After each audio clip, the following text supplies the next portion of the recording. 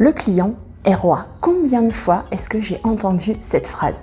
Alors oui, c'est sûr, le client a une place hyper importante évidemment, mais parfois, à trop chercher à satisfaire ses quatre volontés, on en oublie le plus important.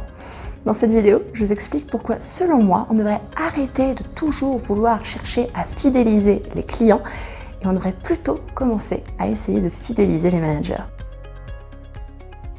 Bonjour, je m'appelle Ophélie Terrien. Si vous voulez avoir un autre regard sur le management, n'oubliez pas de vous abonner à cette chaîne YouTube et de bien cliquer sur la petite cloche pour être notifié dès qu'une nouvelle vidéo sortira. En tant que client, bien évidemment, on adore le fait de pouvoir prendre le temps de la réflexion, puis acheter, se raviser, rapporter, se faire rembourser, échanger, etc., etc. Les enseignes, elles débordent de créativité pour fidéliser ces clients qui, eux, en veulent toujours plus, même si ça ne les empêche pas d'aller voir à la concurrence de temps en temps ce qui se passe. Il y a même des stats marketing qui expliquent que ça coûte jusqu'à 7 fois plus cher de conquérir un nouveau client plutôt que de fidéliser celui qu'on a déjà. D'où cette avalanche de promos, de cartes fidélité, etc., etc. Moi, quand je vois ça, je me dis que c'est dommage parce que à force de se concentrer sur ce qui se passe à l'extérieur, les entreprises en oublient de regarder ce qui se passe à l'intérieur. Et à l'intérieur, eh bien, il y a une mine d'or pour fidéliser les clients. À l'intérieur, qu'est-ce qu'il y a? Eh bien, il y a des équipes. Et c'est là où tout se joue. Si ces équipes sont stables, si elles connaissent les process, les spécificités de chaque produit, de chaque client, de chaque destination, il y aura un nombre d'erreurs proche de zéro. Et qu'est-ce qui se passe quand il y a un nombre d'erreurs proche de zéro? Eh bien, les courbes sont au vert. La courbe de la productivité, la courbe du taux de service, la courbe des anomalies. Bien évidemment, dans un contexte comme ça, stress, pression et compagnie sont beaucoup moins présents et ça se sent. Ça se sent quand les personnes de l'intérieur vont communiquer avec les personnes de l'extérieur.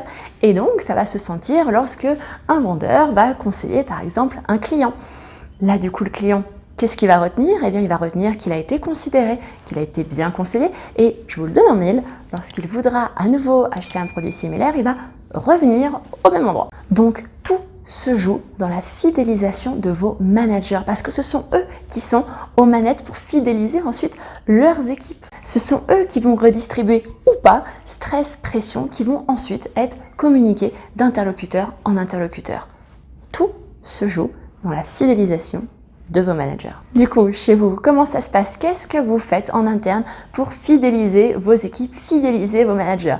Quel est votre programme de fidélité interne? Dites-le moi dans les commentaires juste en dessous. Si vous souhaitez qu'on crée ensemble votre programme de fidélité interne pour fidéliser vos équipes, pour fidéliser vos managers, vous pouvez me contacter ophélie@opheliterrien.com ou alors directement sur mon site internet www.opheliterrien.com. Comme ça, on organisera un rendez-vous découverte. C'est offert, ça nous permettra de discuter ensemble de comment ça se passe chez vous, de ce qu'on peut faire et donc de fidéliser vos managers. Si vous partagez ma vision, eh bien n'hésitez pas à liker, à commenter et à partager cette vidéo de manière à ce que de plus en plus d'entreprises réfléchissent à leur programme de fidélité interne en plus de leur programme de fidélité externe.